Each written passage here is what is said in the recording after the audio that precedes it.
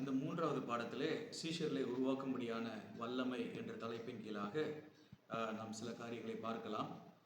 நாம் எல்லாரும் அறிந்திருக்கிறபடி அப்போஸ்தலர்கள் 1ஆம் அதிகாரம் 8வது வசனத்தில் என்ன சொல்லப்பட்டிருக்கிறது என்று பார்க்கும் பொழுது, பரிசுத்த ஆவி உங்களிடத்தில் வரும்போது நீங்கள் பெலனடைந்து எருசலேமிலும் யூதேயா முழுவதிலும் சமரியாவிலும் பூமியின் கடைசி பரியந்தமும் எனக்கு சாட்சிகளாய் இருப்பீர்கள் என்றார் என்று சொல்லப்படுகிறது.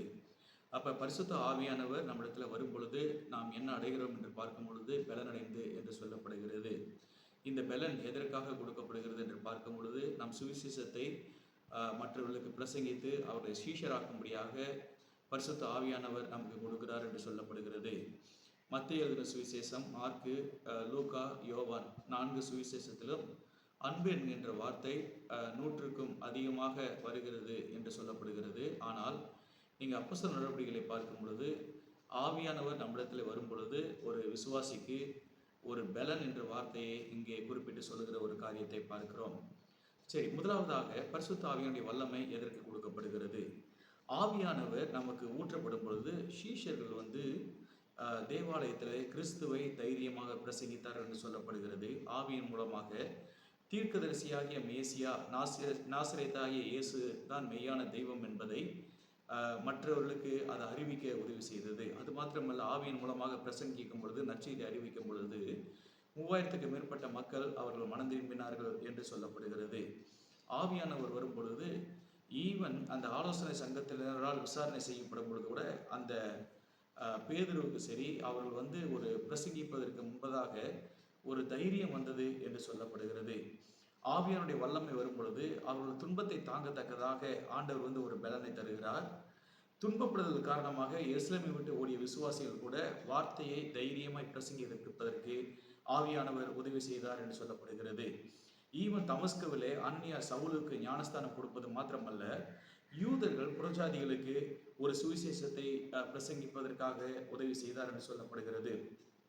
அப்போஸ்தலர் புத்தகம் முழுவதுமே பார்க்கும் பொழுது சுவிசேஷம் சென்ற எல்லா இடத்திலும் சரி அவர்கள் சீஷர்கள் என்று அழைக்கப்பட்டார்கள் என்று சொல்லப்படுகிறது. அப்ப இந்த அப்போஸ்தலர் புத்தகத்தின் நோக்கம் என்னவென்று பார்க்கும் பொழுது, சுவிசேஷத்தை மற்றவர்களுக்கு அறிவிக்க வேண்டும், மக்கள் இருதயத்திலே விசுவாசத்தை ஏற்படுத்துகிறார். எதன் மூலமாக என்று பார்க்கும் பொழுது ஆவியானவர் மூலமாக கிரியை செய்து அவர்கள் சுவிசேஷத்தை விசுவாசிக்கும் பொழுது அவர்கள் மனங்கள் மாற்றப்படுகிறது. இவர்கள் தான் சீஷர்கள் என்று அழைக்கப்படுகிறார்கள். இந்த பாவ உலகிலே நம்ம சோதனைகளை மேற்கொள்வதற்கும் சாத்தானுக்கு எதிராக போரிடுவதற்கும் பரிசுத்த ஆவியானுடைய உதவி நமக்கு தேவைப்படுகிறது. அப்ப ஈவன் இயேசு வாழ்க்கையின் மூலமாக கூட சீஷர்களுக்கு அவர் வாழ்ந்து காட்டினார். எதிரிகள் மீது அன்பும் ஊழியத்தின் மனத்தாழ்மையும் கூட இயேசுவானுடைய வாழ்க்கையின் மூலமாக நாம் கற்றுக்கொள்ள முடியும். ஆவியின் வல்லமை எதற்காக கொடுக்கப்படுகிறது என்று பார்க்கும் பொழுது, நாம் நன்றாக பிரசங்கிப்பதற்கு, ஆண்டவருடைய வார்த்தையை புரிந்து கொள்வதற்கு, நாம் தைரியமாய் எல்லா இடங்களிலும் ஊழியம் செய்வதற்கு, சகிப்புத்தன்மையை நாம் பெற்றுக்கொள்வதற்கு, மற்ற இடங்களுக்கு சென்று சுவிசேஷத்தை சொல்வதற்கும் சுவிசேஷம் பரவுவதற்கும் பரிசுத்த ஆவியினுடைய வல்லமை நமக்கு கொடுக்கப்படுகிறது. 2வதாக பார்க்கும் பொழுது இயேசுனுடைய பிரதான கட்டளை. இந்த கட்டளையை பற்றி உங்கள் எல்லாருக்கும் நன்றாக தெரியும். மத்திய எழுதின சுவிசேஷம் 28ஆம் அதிகாரம் 19வது வசனத்தில் சொல்லுகிறார், நீங்கள் புறப்பட்டு போய் சகல ஜாதிகளும் சீஷராக்கி பிதா குமாரன் பரிசுத்த ஆவியின் நாமத்தினாலே அவர்களுக்கு ஞானஸ்தானம் கொடுத்து, நான் உங்களுக்கு கட்டளையிட்ட யாவையும் அவர்கள் கை கொள்ளும்படி அவர்களுக்கு உபதேசம் பண்ணுங்கள். இது உலகத்தின் முடிவு வரைந்தும் சகல நாட்களிலும் நான் உங்களோடு இருக்கிறேன் என்று ஆண்டவர் வாக்கு பண்ணின காரியமாக இருக்கிறது. இது நாம் ஏதோ செய்ய வேண்டும் என்பதற்காக அல்ல. இது கம்பல்சரியாக, அது கண்டிப்பாக ஒவ்வொரு சீஷர்களும் கடவுளை ஏற்றுக்கொண்ட ஒவ்வொரு மனிதர்களும் செய்ய வேண்டும் என்ற தேவனுடைய ஒரு கட்டளையாக இருக்கிறது என்று நாம் வேதத்திலே பார்க்கிறோம். அப்போ சீஷராக்குங்கள் என்று சொல்லப்படுகிறது. இயேசு சீஷர்களை உருவாக்கினார் என்று நம் வேதத்திலே பார்க்கிறோம். சீஷர்கள் அனுப்பப்பட்டு ஆவியினால் சுவிசேஷம் செய்யும் பொழுது அவர்கள் அப்போஸ்தலர்கள். அப்போ சீஷர்கள் தான் எவ்வாறு அழைக்கப்படுகிறார்கள் என்று பார்க்கும் பொழுது அப்போஸ்தலர்களாக அழைக்கப்பட்டார்கள் என்று சொல்லப்படுகிறது. அப்போ அப்போஸ்தலர்கள் என்பது எதை காட்டுகிறது என்று பார்க்கும் பொழுது அவருடைய சிறப்பான நிலை மற்றும் அவருடைய பணியை குறிக்கிறது.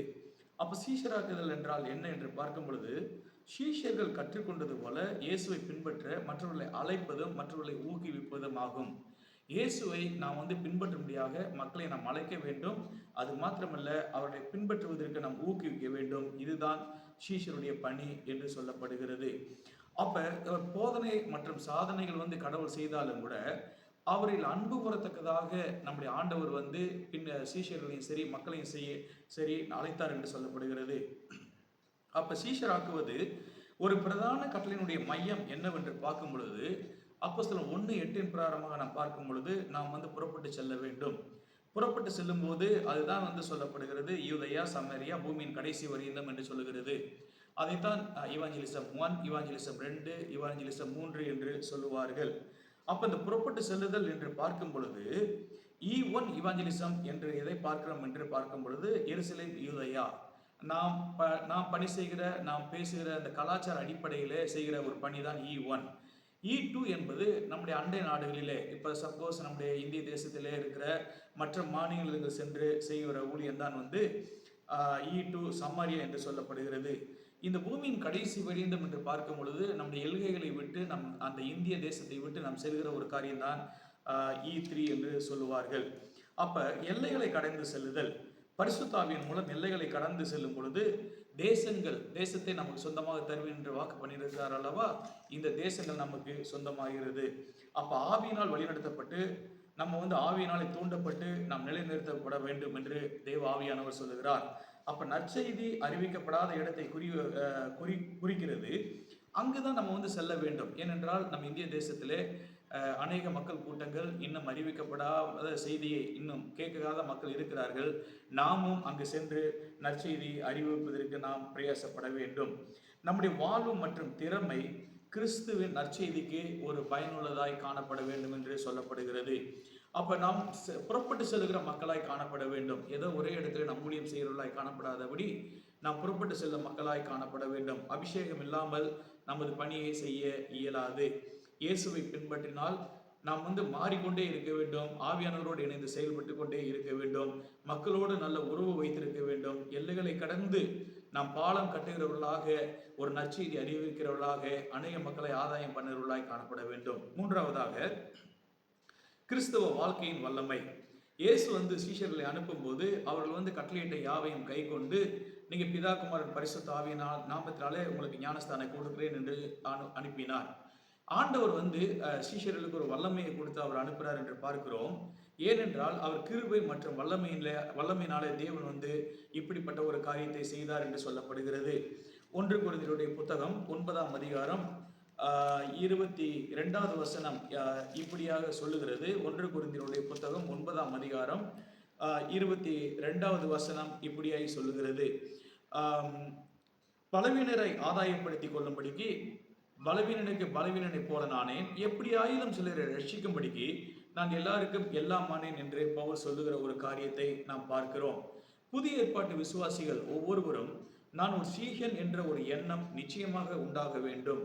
ஆவியின் மூலமாக சாட்சியாய் வாழ்ந்து சுவிசேஷத்தை நம்முடைய முதுகெலும்பாக எண்ணி ஒவ்வொரு நாளும் மற்றவர்களுக்கு சொல்ல வேண்டும் என்று சொல்லப்படுகிறது.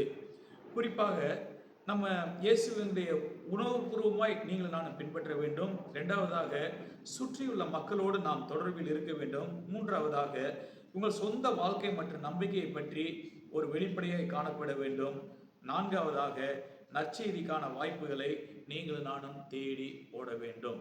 இதுதான் மூன்றாவது பாடத்திலே நாம் பார்க்கிற ஒவ்வொரு காரியமாக இருக்கிறது. ஒன்று, பரிசுத்த ஆவியினுடைய வல்லமை.